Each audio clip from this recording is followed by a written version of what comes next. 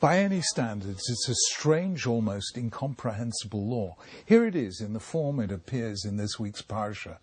Zachor, remember what the Amalekites did to you along the way when you came out of Egypt, when you were weary and worn out. They met you on your journey and attacked all who were lagging behind. They had no fear of God. When the Lord your God gives you rest from all the enemies around you in the land he's giving you to possess as an inheritance, you shall blot out the name of Amalek from under heaven. Don't forget. Now just consider, the Israelites had two enemies in the days of Moses, the Egyptians and the Amalekites. The Egyptians enslaved the Israelites. They turned them into a forced labor colony. They oppressed them. Pharaoh commanded them to drown every male Israelite child. It was attempted genocide. Yet about the Egyptians, Moses commanded, Lo tada'ev Mitzri, do not despise an Egyptian, because you were strangers in his land.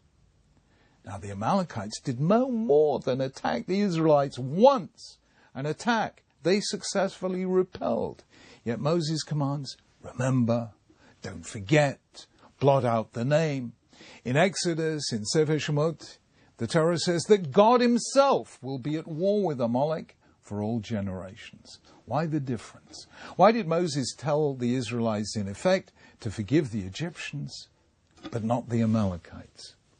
The answer, I think, is to be found as a corollary of the famous teaching in Pirkei Avot, Kol ahava hatluya badavar. Whenever love depends on a cause, and the cause disappears, the love disappears also. But if love doesn't depend on a cause, then the love will never pass away. What's an example of love which depended on a cause? That of Amnon for Tamar. And an example of the love that didn't depend on a cause, that was the love of David and Jonathan. When love is conditional, it lasts as long as the condition lasts, but no longer. Amnon loved, or rather lusted, for Tamar because she was forbidden to him. She was his half-sister. Once he had had his way with her, then, says Tanakh, Amnon hated her with an intense hatred. In fact, he hated her more than he had loved her. But when love is unconditional and irrational, it never ceases. In Dylan Thomas's words, though lovers be lost, love shall not, and death shall have no dominion. The same applies to hate. When hate is rational, based on some fear or disapproval, whether justified or not, when it has some logic to it, then it can be reasoned with, and it can be brought to an end. But unconditional, irrational hatred cannot be reasoned with. There's nothing you can do with it and bring it to an end, or it keeps persisting. And that was the difference between the Amalekites and the Egyptians. The Egyptians' hatred and fear of the Israelites wasn't irrational. Pharaoh said to his people, Hinei am b'nei Israel, rav atzu mimenu. The Israelites are becoming too numerous and strong for us. We must deal wisely with them, otherwise they may increase so much that if there's war, they'll join our enemies and fight against us, driving us from the land. The Egyptians feared the Israelites because they were numerous, because they were strong, because they constituted a potential threat. Historians tell us that this wasn't groundless fear on the part of the Egyptians because they'd already suffered one invasion of outsiders, the Hyksos, an Asiatic people with Canaanite names and beliefs, who took over the Nile Delta during the second intermediate period of the Egypt of the pharaohs. Eventually they were expelled from Egypt and all traces of their occupation were erased, but the memory persisted. So it wasn't irrational for the Egyptians to fear that the Hebrews were another population like the Hyksos. They feared the Israelites because they were strong. I don't mean to say that because their fear was rational, it was justified. It wasn't justified. Actually, the Israelites wanted to leave. They didn't want to stay and take over the land. But nonetheless, it had a reason. And when hate has a reason, you can argue with it and eventually, hopefully, talk somebody out of it. Precisely the opposite was true of the Amalekites. They attacked the Israelites when they were weary and weak. They focused their assault on those who were lagging behind. Those who are weak and lagging behind pose no danger. This was irrational, groundless hate. With rational hate, it's possible to reason. Besides, there was no reason for the Egyptians to fear the Israelites anymore. They'd left. They were no longer a threat, but with irrational hate, it's impossible to reason. It has no cause, it has no logic, and therefore it will never go away. Irrational hate is as durable and persistent as irrational love.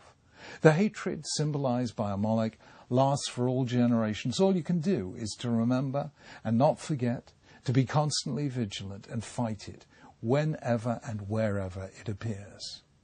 There is such a thing as rational xenophobia, fear and hatred of the foreigner, the stranger, the one who isn't like us. In the hunter-gatherer stage of civilization, it was vital to distinguish between members of your tribe and those of another tribe. There was competition for food and territory. That was not an age of liberalism and tolerance. The other tribe was likely to kill you or oust you given the chance. The ancient Greeks were xenophobic. They regarded all non-Greeks as barbarians. Even people as tolerant as the British and Americans were distrustful of immigrants, be they Jews, Irish, Italian, or Puerto Rican. What happens, though, is that in the course of time and within 2 or 3 generations, the newcomers acculturate and integrate. They're seen as contributing to the national economy, adding to the richness of its culture. And when an emotion like fear of immigrants is rational but unjustified, eventually it declines and disappears. So far is the United States, for instance, from persistent hostility to Jews, that recent research by the Harvard sociologist Robert Putnam has shown that Americans have warmer feelings towards Jews than the members of any other faith. Anti-Semitism, however, is different from xenophobia. It's the paradigm case of irrational hatred. In the Middle Ages, Jews were accused of poisoning wells, spreading the plague, and in one of the most absurd claims ever, the blood libel, they were suspected of killing Christian children to use their blood to make matzahs for Pesach. This is palpably impossible, but that did not stop people believing it. It was irrational. The European Enlightenment, with its worship of science and reason, was supposed to end all such hatred. Instead, it gave rise to a new version of it, racial anti-Semitism. In the 19th century, Jews were hated because they were rich and because they were poor, because they were capitalists and because they were communists, because they were exclusive and kept to themselves and because they infiltrated everywhere, because they were believers in an ancient superstitious faith, or because they were rootless cosmopolitans who had no faith in anything. Anti-Semitism was the supreme irrationality of the Age of Reason. It gave rise to a new myth, the Protocols of the Elders of Zion, a literary forgery produced by members of the Tsarist Russian secret police towards the end of the 19th century. It held that Jews had power over the whole of Europe. This at a time of the Russian pogroms in 1881 and the anti-Semitic May laws of 1882, which sent 3 million Jews at least, powerless and impoverished, into flight from Russia to the West. The situation in which Jews found themselves at the end of what was supposed to be the age of enlightenment and emancipation was stated eloquently by Theodor Herzl in 1897. We've sincerely tried everywhere to merge with the national communities in which we live, seeking only to preserve the faith of our fathers. It is not permitted us. In vain are we loyal patriots, sometimes super loyal. In vain do we make the same sacrifices of life and property as our fellow citizens. In vain do we strive to enhance the fame of our native lands in the arts and sciences or her wealth by trade and commerce. In our native lands where we have lived for centuries, we're still decried as aliens, often by men whose ancestors hadn't yet come at a time when Jewish sighs had long been heard in the country. If only we were left in peace. But I think we shall not be left in peace. This was deeply shocking to Herzl.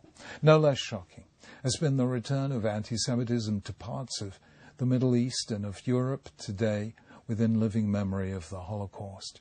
Yet the Torah intimates why. Irrational hate does not die. Not all hostility to Jews or Israel as a Jewish state is irrational, and where it isn't, it can be reasoned with.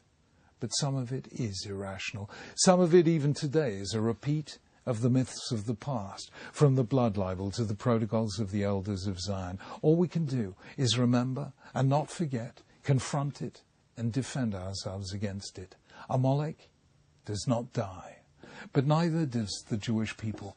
Attacked so many times over the centuries, it still lives, giving testimony to the victory of the God of love over the myths and madness of hate. Shabbat Shalom.